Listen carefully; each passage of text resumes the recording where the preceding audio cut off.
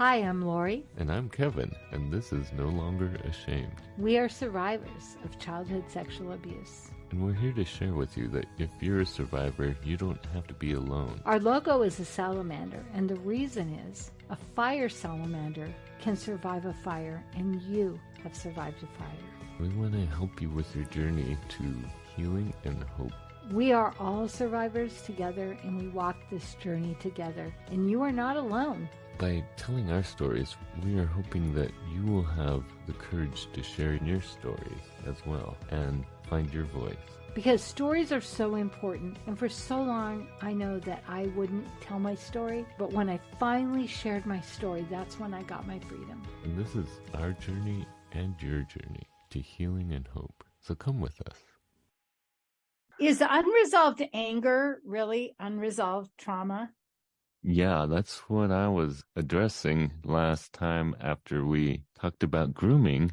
I had a lot of anger, and I thought afterwards, I was thinking, this is just unresolved anger that I'm dealing with. But the more I started looking at, the more I started thinking about what I was dealing with, I realized it was unresolved trauma, because that incident in my life I never really addressed. I literally just suppressed it. And it's still a repressed memory. And I think that's why I never really dealt with it in therapy, all those years of therapy, and never really talked about with my wife or anyone, is it was repressed. And so I thought it was just gone, done with, that it wasn't an issue.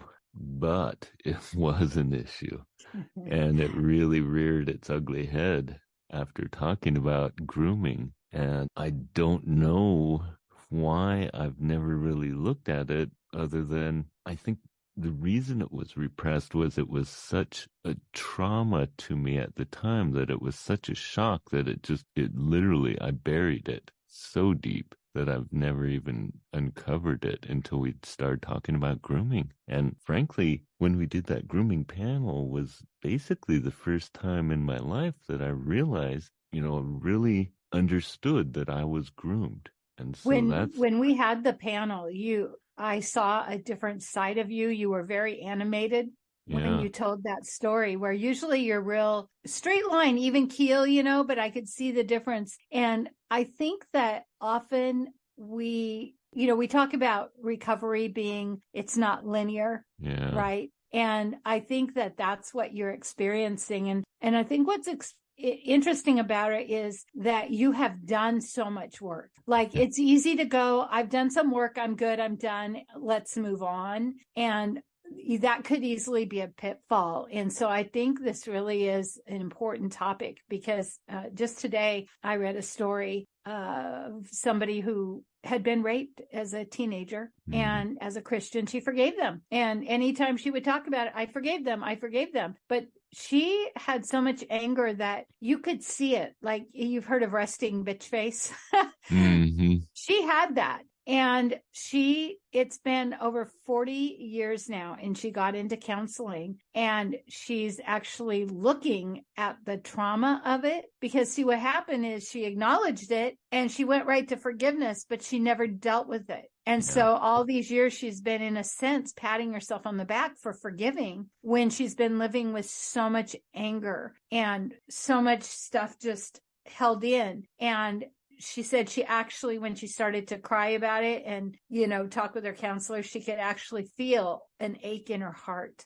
And so when you said about unresolved trauma, I just would love for this to be something that opens the door for people to go, oh my goodness, it's so worth it to look at the trauma. Even if I don't exactly remember it, just look at what you do remember. But so my question to you is, okay, you went, oh my goodness, I have anger. So what did you do? Like, how did you cope, deal, heal? A rap song. Didn't very well for the first few days. It was just seething. And what does that look like for you? Like, if you're seething, what do you have behavior, or do you cuss? What is it like? I'm just kind of on edge and not real cheerful, not really happy. But my way of dealing with anger is that I tend to shut down. And so I was shut down for a couple days. until I can get out and go for a bike ride. And I know that sounds so, when I say it like that, I feel like that just sounds so simple, so trite. But writing, I think, really centers me. What it does for me is I become focused, so focused on what I'm doing. And it's a way of getting out of being disassociated in a way. Or, when I get angry and I just shut down, it's a way of getting away from shutting down because I'm focused mentally on what I'm doing. I'm so focused on what I'm doing, but I'm also very physically focused. I'm in the moment, I'm working hard, and I'm really focused on what I'm doing. So that really And you grounds have to me. pay attention. You have, Yeah. when So you're riding a bike, mentally, you're you have, really yeah. focused, and Hmm. physically, you're really focused. So it's a way of grounding that helps me recover and get back to being in myself, in my body, in my mind. Because when I get angry or I get upset or I get triggered, I shut down and Hmm. everything just kind of stops mentally and emotionally. So, and the reason I really wanted to talk about this tonight is I realized, good Lord, here I am. It's been more than 40 years, 50 years since this incident happened, but it still triggered me. And the reason it triggered me is I've never resolved it. I've never addressed it because it was repressed. So I just thought it didn't affect me, but it did. And I think why it affected me is the reason why I repressed it is because of how it affected me at the time and how much it affected me afterwards. In some ways, since I've been thinking about this lately, I think it affected me really a lot at that time because I remember basically back then I shut down and it destroyed my self-confidence and it also destroyed my trust in other people. And so I didn't have, my self-esteem was gone and I also didn't trust anyone. So I basically just shut down and didn't really, I stopped trusting people. I didn't want to be around. I just wanted to be invisible. Yeah. It And sort of cemented that you were alone. yeah, exactly. And so the fact that it was repressed, I think, was why I never addressed it in therapy and all these other issues. And I think also because there was a lot of shame about it, even more so because I was older. When I was abused the first time, I was very young. I was 4 years old, or not even four. I was so young, but I was around 11 or 12 when this happened. And so I think there was a lot more shame because I should have known better, or I Isn't that, should have. isn't, yeah. Isn't that weird how the adult part of us thinks I should have but when you look at a child that age, how would they possibly know? Well, and especially because I was being groomed, and Hmm. I can't blame that kid that was me back then for falling prey to being groomed by these people, because when I look at it, I just thought I had a really good friend.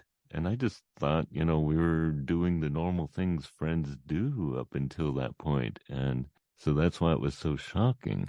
And that's why it had such an effect on me. But I think that's why this is such an important topic is the unresolved trauma has a lot more impact than we realize, I think. Do you It did on me.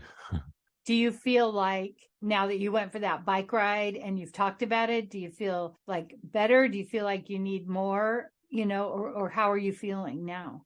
I feel a lot more clarity. I don't feel that unresolved anger so fiercely. There's anger there, but I feel a lot more clarity of I've gotten perspective and I think I recognize what happened to me then, how it affected me then. Right now it's more just sadness because I see how it affected me for so long. I think it affected me for a long time after that. And there's a lot of sadness there because I had no one to talk about it with. I had no one to tell about it. And because of what happened, I basically shut down from everyone else, even my family and friends. that I had. I just kind of sheltered myself from everyone. So mostly Yeah. right now, I just have sadness for that kid. Mm-hmm. And how do you cope with that? Um, Trying to take care of that kid in me, trying to make him feel like that I know it wasn't his fault, that I know he didn't deserve that, just trying to give him that support that he needed back then. So for you, like I always say in my coaching classes, you're not trying, you are, you're Yeah, doing. I But am. it sounds like because the reason I'm asking you is I want somebody to hear what they can do, and it sounds like you're changing the language. Like you didn't know you were beating that kid up because it was all repressed, but now that it's coming out, you're using some different language so you can begin to change your brain, so you can change the experience. Is that what I'm Hmm. hearing? Yeah, that is how and it's taken me a couple weeks. I mean, first it was just the shock of the anger that came up, and then I had to deal with shutting down from that anger. And then after I was able to go out, go for a bike ride, kind of get centered, look back in perspective and try to understand why that was still having such an effect on me. And after I kind of understood it better, it was the self-care. Okay, that kid did get groomed. It wasn't his fault. He thought he had a really good friend, just doing the self-talk that Yeah. he didn't deserve it, wasn't his fault. And yes, it was really hard for him for quite a while. And convincing him that all those years of being lonely, of being alone, of shutting down, being afraid of, exposing myself to anyone as far as trying to be a friend or anything, all those years of feeling so isolated, well, that was how I had to protect myself afterwards. And so even though it was really hard time for me, that's how I had to protect myself. And so I don't blame myself for being that way anymore. Mhm. But it takes us back to a conversation we had about walls. Like we build Mm, these walls and we don't even know we're doing it because we don't even understand we're still protecting that thing. And so I think the fact that you recognized your anger, like you could have just been mad, but you recognized it and then you recognized it as something that needed work and you reached out and hmm. seeing when I see people do the hard work, which like you said, it seems so simple, go for a bike ride. But when you think about it, what do we say? We say breathe, Yeah, do something that is self-care. And those seem so basic, but they're so important. yeah, yeah. Self-care is so important. We have to find a way of having restoration when we're getting triggered or having those feelings that we don't know what to do with that start to shut us down. And I didn't think I would have that anymore, or at least not to that degree. I mean, I still get triggered. I still have all these things, but usually I'm able to turn the volume down really quickly. They don't shut me down, but I was really shut down for a couple of days, and it took me a while to get it, to really get So it. how do you think, like, so for me, I'm single and the times I've got triggered, I've dealt with it here in my home, but I don't have anybody around me, so how does it affect the people around you? Like, I know you had a lot of company. I know you've got your wife. Do your dogs pick up on it? I mean, what do you notice in the world around you when you're still in that state of not quite doing the work yet?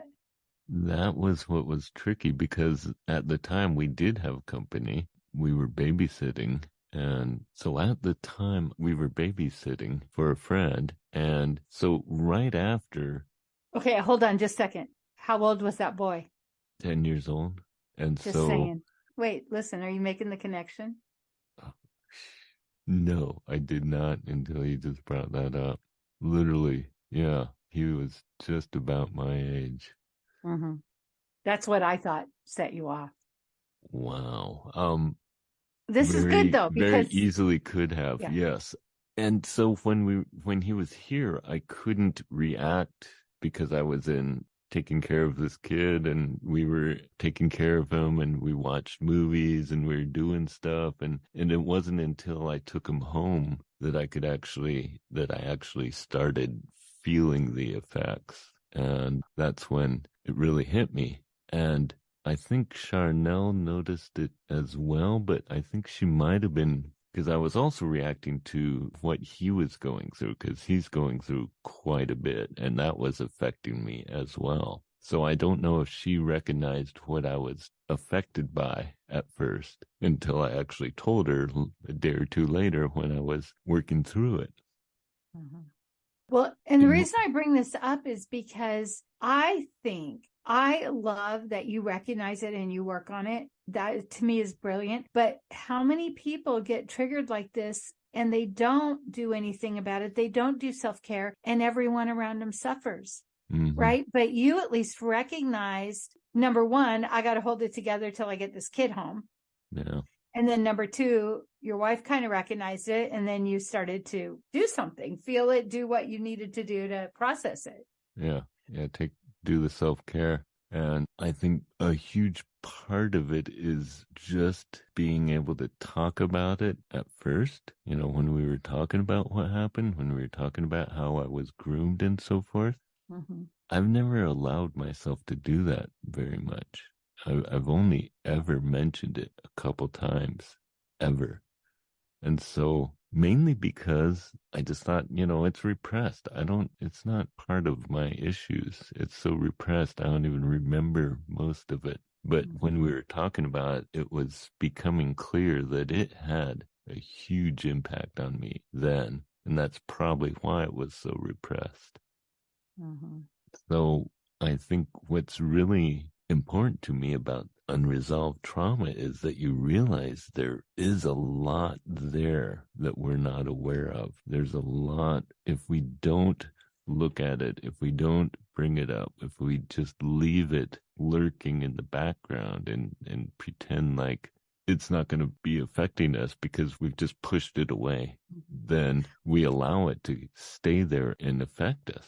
And fester, and we can hide behind, I don't remember, I've already done the work, I forgave, right? I hear this all the time. Or a big one is, I don't want to look back at that because it was so terrible. I'm not going to go through it again. But looking back isn't the same as going through it again. But this author, Alex L is her name, said, self-healing is an act of community service. And I love that because when we don't heal ourselves, whatever it is festering comes out on others, whether we recognize it or not. And so you and I invite people to tell their story so they can get the healing. And that is an act of kindness to the family, because when we heal ourselves, then we're not putting up a wall and trying to protect and keeping everyone at bay and doing all the things that we do when we're sick. And what is that saying? We are as sick as our secrets. And so it's so interesting that so many things today came up for me, for you saying, let's talk about unresolved trauma. And then to hear this story about this woman who's like, I'm good, I forgave for 40 years, had all this anger and hurt and bitterness, and now is getting counseling, now is getting freedom, now is getting help. And that looking at it, telling your story and doing the work is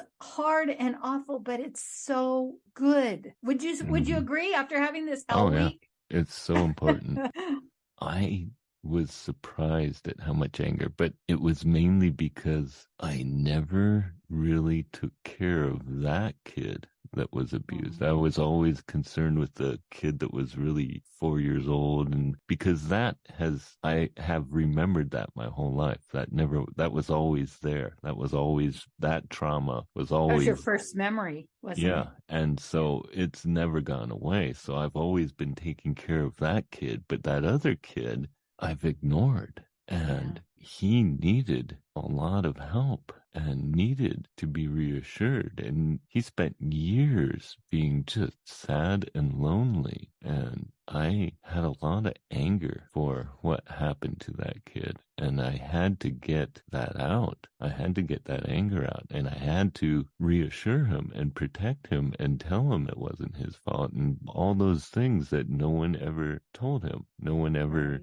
comforted him. He never got the comfort that he needed. And so it was so important because I had huge rage for what happened. And I just didn't know it. Yeah. It's so weird.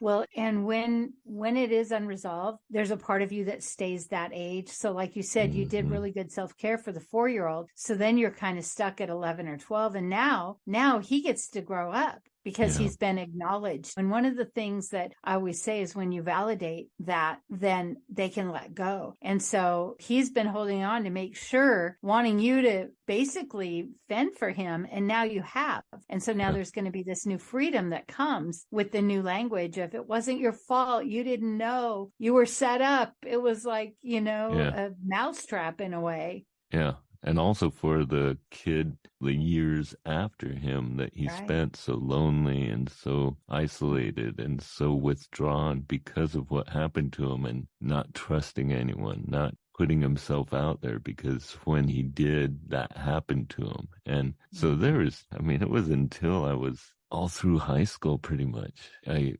gradually started growing out of it in high school, but it took a long time. And so those years I feel were just lost.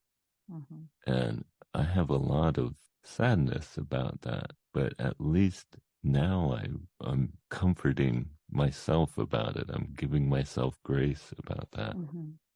Yeah, that's so good. And I hope that this part of your story will resonate with someone because I think the hardest thing is when you repress, when you have repressed memories, and Mike has mentioned this before, that you don't know what you don't know. And so when you begin to know it, there's almost this part of you that wants to, you can't see me on the podcast, but I'm putting my hands up like, no, right? No, but then you almost split your fingers to look because you want to know. Like you don't want to know, but you want to know. And Yeah. so, I think God is so good that he only gives us what we need to heal. Like I remember at a point going, just bring it all, God, just give me all the memories. And he's so gracious. He didn't, because I couldn't have handled all of the memories like a quick download. It was just what I needed at the time to heal. And I think that now that you're honoring him and validating him, he's going to be able to share some of those with you. And maybe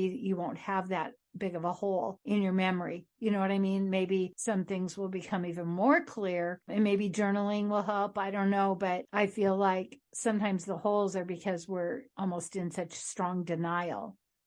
I have some real mixed feelings about going back there and learning what was buried. Mm-hmm. Because things have come back, and not just recently, but in the past, where I've had flashes, just like images, just like flashing of pictures of what was going on then. And it's really disturbing and it's really kind of shocking. And I don't know for sure that I want to know everything. I don't know if I need to. I know I need to acknowledge it and take care of that kid that went through that.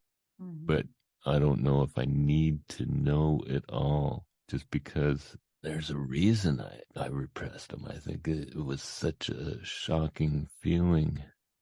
Well, of course, it's how our body protects us. Yeah. So I'm more capable of handling it now. I can handle, the trauma isn't as affecting to me. I mean, it wasn't talking about it. It wasn't the trauma that disturbed me. It was realizing that I had never dealt with it that disturbed me. When we talked about being groomed, just realizing, wow, I never put it that way before.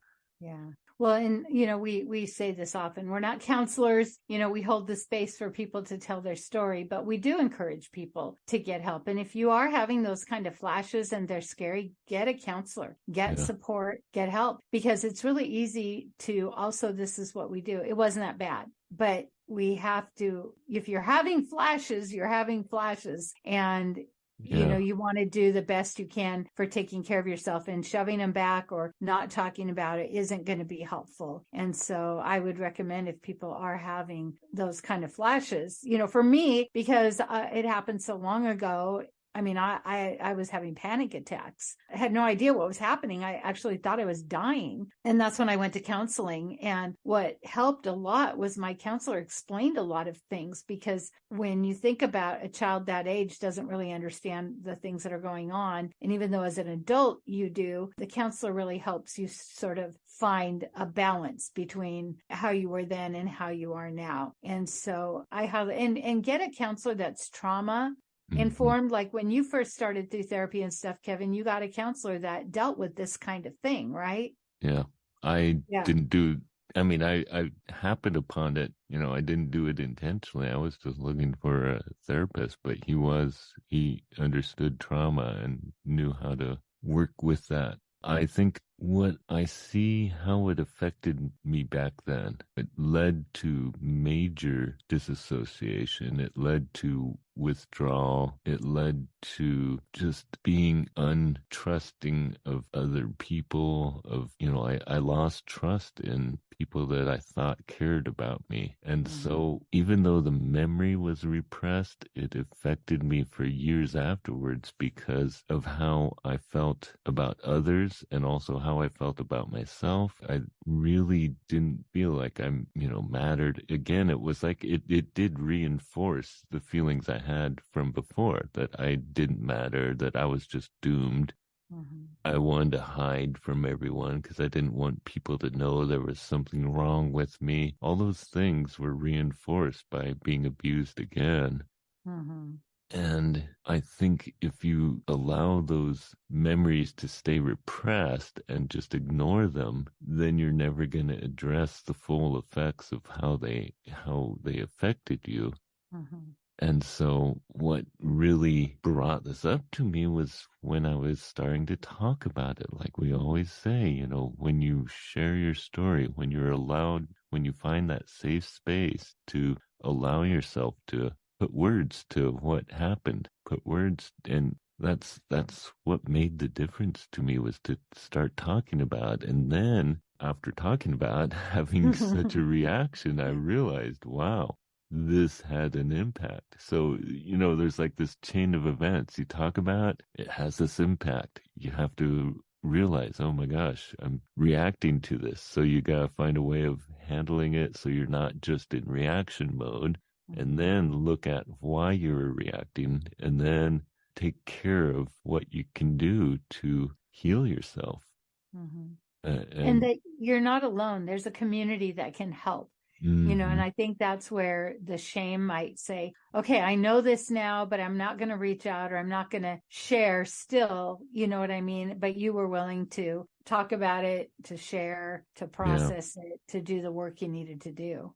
Yeah, and I think it helps a lot that Charnel understands a lot of what I'm going through, and I was able to just talk it through with her as well, Mm-hmm. and say, this is what happened after I did that episode. This is what I had to do, and that's Mm-hmm. why I had to go through all of this, and that's why I've been a little withdrawn for the last few days, and it really matters. It Mm-hmm. really does matter to be able to talk to someone about it and have a safe place to put it. But Mm-hmm. being able to put in words, I mean, holy cow, 50 some years ago, and I've never really talked about, and I thought I'd dealt with so much, but just talking about it was what I needed to do. Yeah. And how great that you could say to her, it's not you, because when we withdraw, our partner thinks it must be them. But you're able to say, I know I've been a little withdrawn and it's not you. That's a gift that you're actually recognizing that. And Yeah. Yeah. And if you just allow it to trigger you and then bottle it back up, just going to keep coming back. Every time it comes back, you're going to bottle it up harder. And so you're going to stay more and more withdrawn. All those effects are just going to keep hitting you.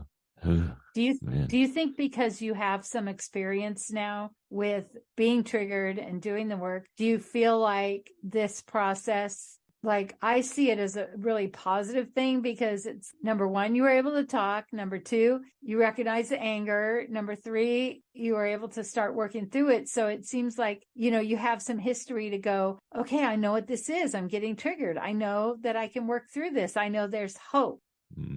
Yeah, it is really streamlined the whole process by just knowing, understanding what happens and recognizing it when it happens. I have a lot more recognition, And when I have those feelings that I recognize I'm shutting down, I know why. I can see why a lot quicker. It doesn't Right. just, I don't just allow myself to shut down and stay there. When I Yeah. feel that happening, I'm going, okay, what is going on? Where Mhm. is this coming from? Why is this happening? What do I need to do about this? Because I don't want to just shut down. And Right. And I so, think that's what you want people to know. yeah, Like, really, isn't that why this is important? Because you could just choose to bottle it all up and not live your life and not let the others around you in. But you made that choice, which was brave. yeah. And if you don't resolve these issues, you never really allow yourself to come out of that shell. You put up those walls, you put on the masks and you stay behind them. You never come out, and so you're always hiding. And I know that's not where I want to be anymore. So and that's why I'm able to recognize it and see it happening and do something about it. And when we don't, we get physically sick. And I think that there's a lot of people with a lot of illnesses that nobody can quite figure out what's wrong with them, but they are really sick. And it's because they're holding in all of this stuff that is so harmful. And it was never their fault, but they have felt like they've had to hide and protect, and that, healing can come not only in your mind, but in your body when you can start to let go.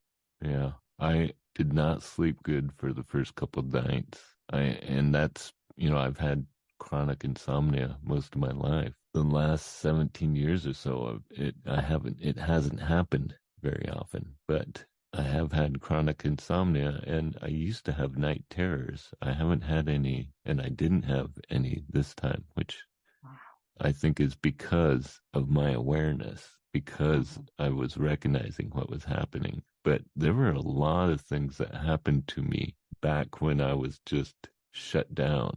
I didn't sleep well. I had anxiety a lot of the time. I was anxious in when I had to be in a social setting, even just at school, things just freaked me out all the time. I just wanted to be hidden and invisible. I didn't want to Mhm. be seen or noticed and so physically I was anxious a lot, and that really wears you down. And then Exhausting. not sleeping well you're always tired and worn out and anxious and hyper vigilant, and Mhm. there's so many stressors you're going through just because you're bottling it all up. Mhm. Yeah.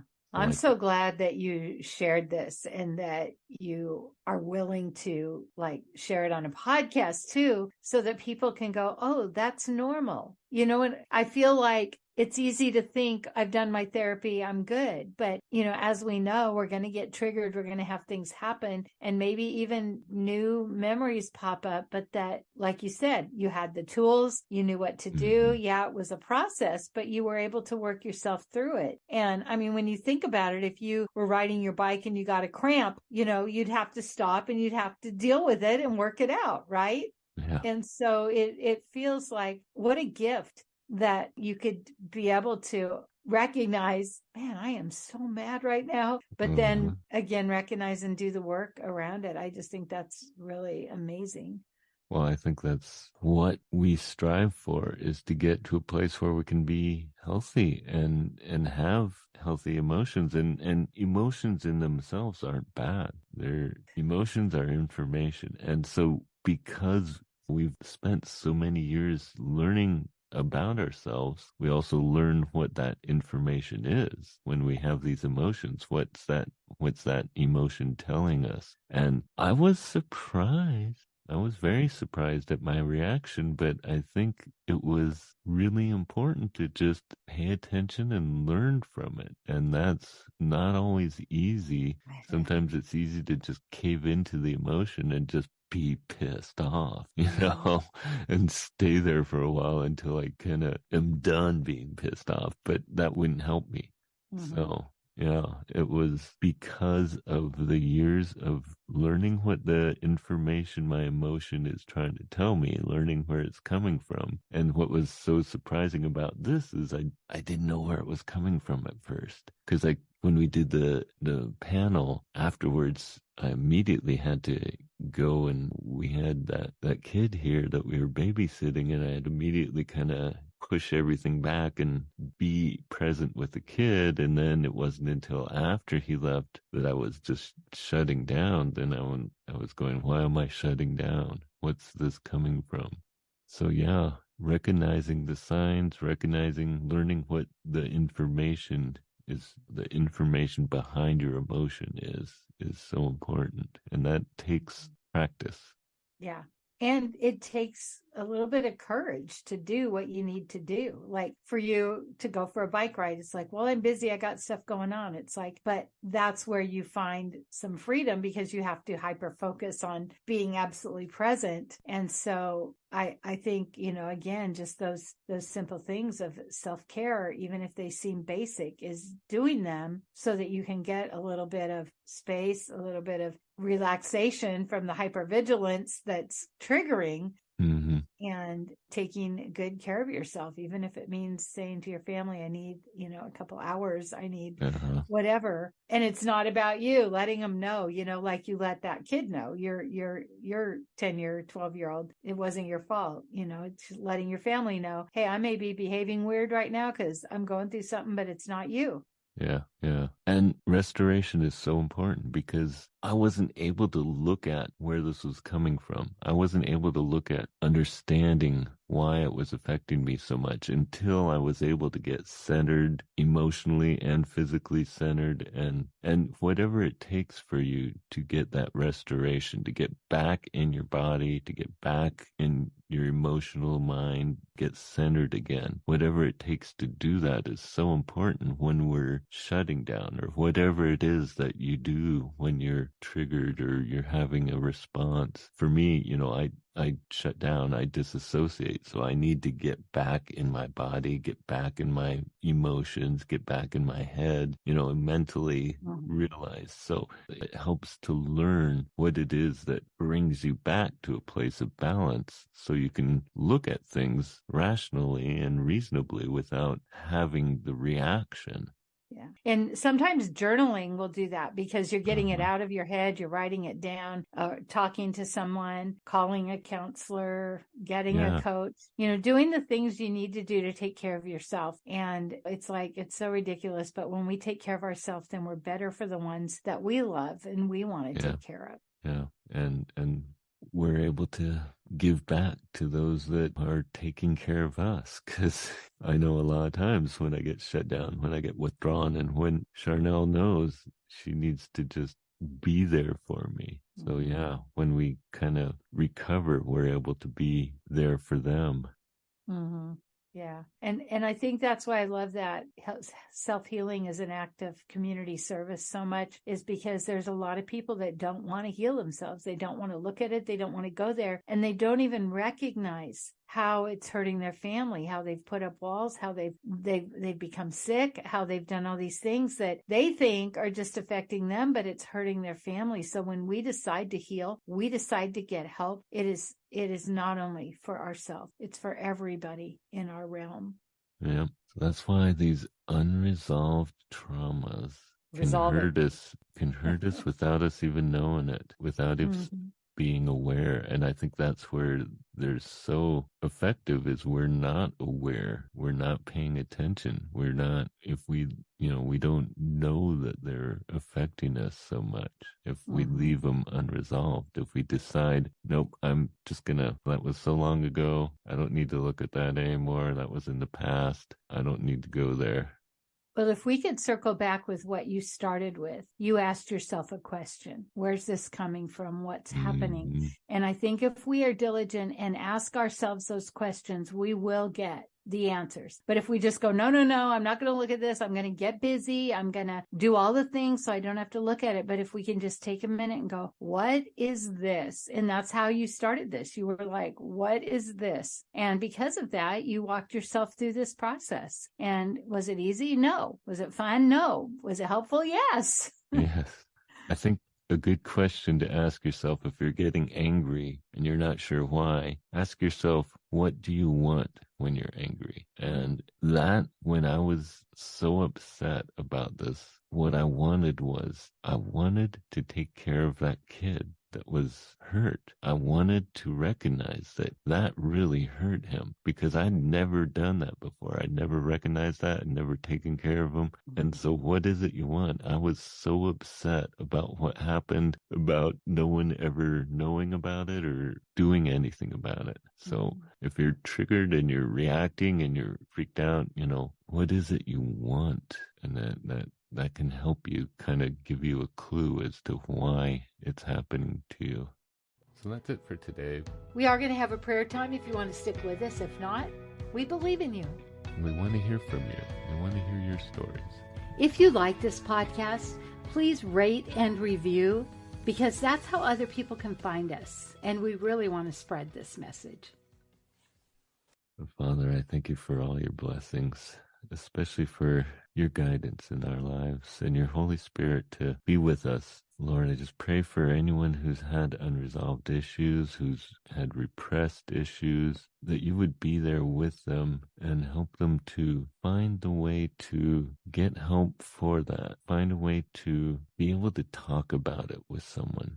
And even if they're just writing it down or praying to you about it, I just pray that they would find a way of taking the time to look at those issues and maybe finding some resolve in bringing it up and not blaming themselves for these issues. But Lord, I just pray they would feel a pathway to talking about it, bringing them up and looking at them and finding healing for that little kid or that person that was hurt. I just pray that you would guide them to the people they can share with that would help them, the people that they can trust that wouldn't criticize them or hurt them, but people that they could share that would help them to heal and help them to know that it wasn't their fault, Lord. And I just pray that you would give them peace in that and give them healing and give them the courage to face it